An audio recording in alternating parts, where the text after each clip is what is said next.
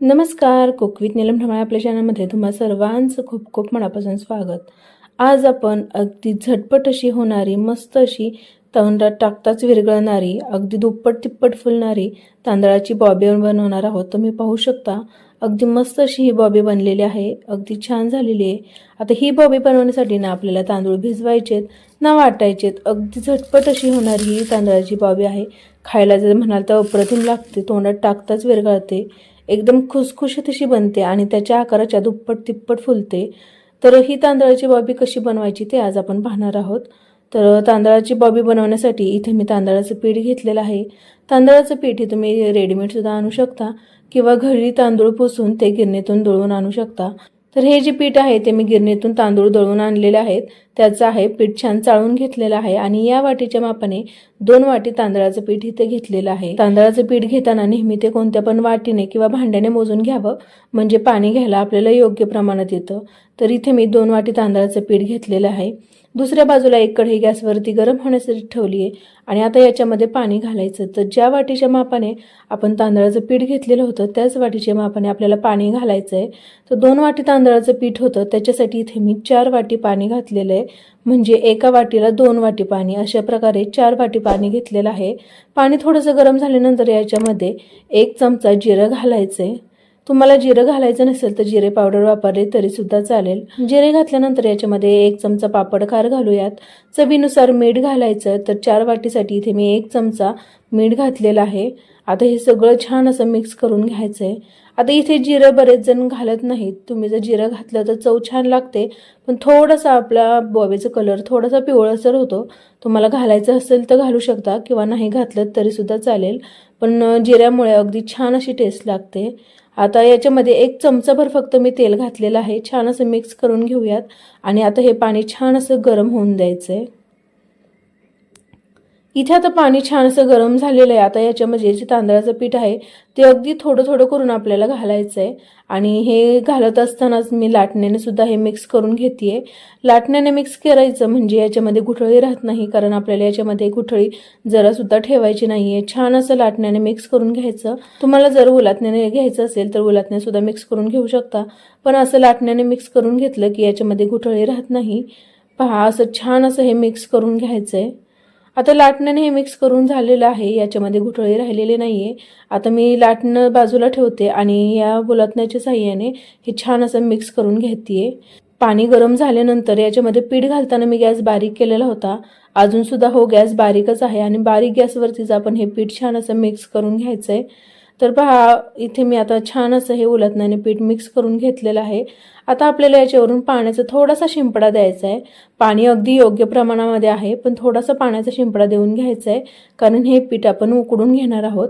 तर पाण्याचा शिंपडा दिल्यानंतर पाण्याच्याच हाताने हे छान असं मी एकसारखं हे दाबून घेते. यानंतर कढईवरती झाकण ठेवते. गॅस अगदी बारीक आचेवरती आहे आणि आपण हे 10 ते 15 मिनिट असंच हे पीठ उकडण्यासाठी ठेवणार आहोत. 15 मिनिटानंतर आता मी या कढईवरचं झाकण काढते. पहा, छान अशी वाफ पकडलेली आहे. अगदी छान असं पीठ इथे शिजलं गेलेलं आहे, उकडलं गेलेलं आहे. आता गॅस बंद करते आणि हे पीठ छान असं एकजीव करून घ्यायचंय, मिक्स करून घ्यायचं. तर हे पीठ पुन्हा एकदा एकजीव होईपर्यंत आपण मिक्स करून घ्यायचंय आणि हे पीठ आपल्याला गरमागरमच पुन्हा एकदा मळून घ्यायचंय. तर इथे एक ताट घेतलेलं आहे, याच्यावरती एक सुती कॉटनचा कापड घेतलेला आहे. इथे मी पांढरा रुमाल घेतलेला आहे. कोणतं सुद्धा पांढरं कापड घ्यायचं किंवा ज्याचा कलर लागत नाही ते कापड घ्यायचं, कारण याला कलर लागू शकतो कापडाचा. तर याच्यावरती आता हे मी गरम गरमच पीठ घातलेलं आहे आणि आता या रुमालाच्या साहाय्यानेच मी हे पीठ मळून घेणार आहे. तुम्हाला हवं असल्यास प्लास्टिकच्या पिशवीमध्ये सुद्धा तुम्ही हे पीठ मळून घेऊ शकता, पण अशा प्रकारे कॉटनच्याच कापडाने मळून घ्यायचं. पीठ गरम आहे त्यामुळे हळूहळू अगदी हे पीठ मळून घ्यायचंय, पण गरम असतानाच हे पीठ मळून घ्यायचं, कारण थंड झाल्यानंतर ते मळलं जात नाही. तर गरम गरमच अशा प्रकारे हे पीठ मळून घ्यायचंय. इथे आता हे पहा, पीठ मळून झालेलं आहे. आता मी हाताला थोडंसं तेल लावून घेते आणि या पिठाचा छान असा गोळा करून घ्यायचा आहे. हाताने एकसारखं असं हे पीठ मळून घ्यायचंय. आता या पिठातील एक गोळा मी बाजूला काढून घेते आणि बाकीचं जे पीठ आहे ते असंच रुमालामध्ये किंवा बंद डब्यामध्ये ठेवायचे, कारण थंड होऊन द्यायचं नाही. बॉबी पापड बनवून घेण्यासाठी इथे मी शेवगा घेतलेला आहे, म्हणजे सोरा घेतलेला आहे. तुमच्याकडे याला काय म्हणतात ते मला कमेंट करून नक्की कळवा. आणि इथे मी याच्या 2 प्लेट घेतलेल्या आहेत. दोन्ही सुद्धा प्रकारे आपण बॉबी पापड बनवून घेऊ शकतो. तर इथे मी जी चकली बनवण्यासाठी प्लेट वापरली जाते ते इथे घेतलेले आहे. त्या सगळ्याला मी तेल लावून घेतलेलं आहे. अशा प्रकारे हे फिट करून घेतलेलं आहे. आता याच्यामध्ये जे आपण उकड म्हणजेच बॉबी पापड बनवून घेण्यासाठी जे पीठ मळून घेतलंय ते घालून घ्यायचं. शेवगा बंद करायचा आणि आता आपण याचे बॉबी पापड बनवून घेणार आहोत. तर बॉबी पापड बनवून घेण्यासाठी इथे मी प्लास्टिकचं कागद खाली अंथरून घेतलेलं आहे. तुम्ही हे सुती कापडावरती सुद्धा घालू शकता किंवा अशा प्रकारे प्लास्टिकच्या पेपरवरती सुद्धा घालू शकता. तर पहा, अशा प्रकारे हे बॉबी बनवून घ्यायची आहे. अगदी छान अशी ही बॉबी बनते. हे बॉबी पापड बनवून घेण्यासाठी आपण जे प्रमाण वापरलेले पाण्याचं, तांदळाचं, पिठाचं ते अगदी योग्य आहे. अगदी योग्य प्रमाणामध्ये आपण हे पीठ उकडून घेतलेलं आहे. पीठ जर उकडलं गेलं नसतं तर ही बॉबी आपली लगेचच तुटली असती किंवा अशा प्रकारे छान अशा बॉब्या बनल्या नसत्या. पण इथे बॉबी पहा अगदी छान अशी बनलेली आहे. जरा सुद्धा याचे तुकडे पडत नाही. याचाच अर्थ आपण उकड छान अशी उकडून घेतलेली आहे. आणि हे बॉबी पापड बनवताना उकडच छान महत्त्वाची असते. तर पहा, अशा प्रकारे छान करून घ्यायचं. इथे लांब लांबपर्यंत अशा बॉब्या करून घेतलेल्या आहेत.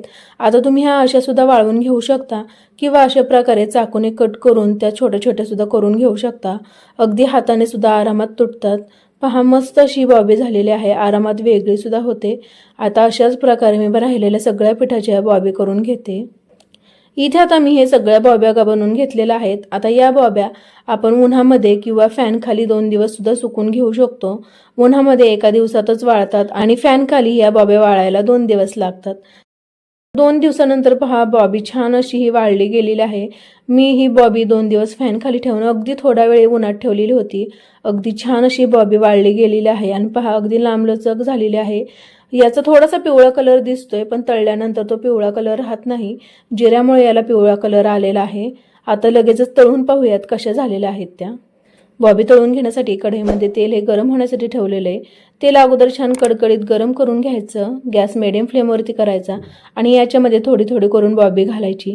तुम्ही पाहू शकता अगदी झटपट अशी ही बॉबी वरती आलेली आहे. अगदी मस्त फुललेली आहे. जे त्याचा आकार आहे त्याच्या दुप्पट तिप्पट एवढी फुललेली आहे. मस्त पांढरी शुभ्र अशी ही बॉबी झालेली आहे. आता अशा प्रकारे थोडीशी बॉबी मी तळून घेते.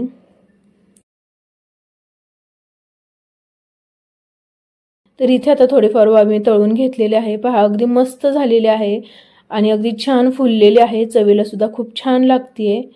मस्त अगदी तोंडात टाकताच विरघळेल एवढी मस्त झालेली आहे. आवाजावरून सुद्धा तुम्हाला समजलंच असेल, अगदी कुरकुरीत आणि खुसखुशीत अशी ही बॉबी झालेली आहे. तर तुम्हाला ही तांदळाच्या बॉबीची रेसिपी कशी वाटली कमेंट करून नक्की कळवा. या प्रकारे तुम्ही या उन्हाळ्यामध्ये नक्की बॉबी बनवून पहा. तुमच्या मुलांना फार आवडेल. मुलांनाच काय, घरातील सगळ्यांना आवडेल. रेसिपी थोडी जरी आवडली तरी व्हिडिओला लाईक करा, शेअर करा आणि चॅनलला सबस्क्राईब केलं नसेल तर सबस्क्राईब करून घ्या. धन्यवाद.